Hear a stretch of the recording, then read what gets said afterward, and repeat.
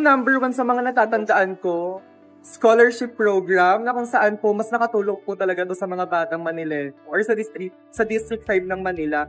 Tapos siguro pangalawa doon yung sa TESDA na kung saan maraming kabataan din ang talagang nagpursige para makatapos din talaga sa pag-aaral or kahit pa paano.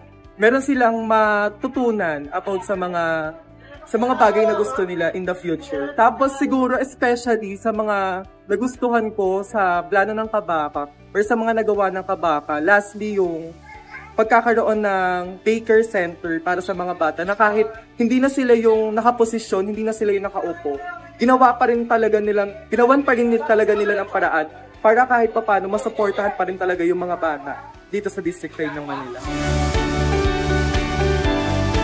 Siyempre, naging masaya ako kasi nga, lola's choice ko talaga si Amado Molechi. Kumbaga, simula nung pagkabata ako, minulat na talaga ako ni Lola sa buhay ng Kabaka.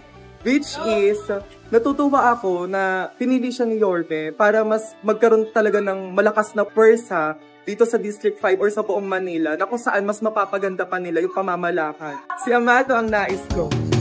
Si Amado Magatsing, inyong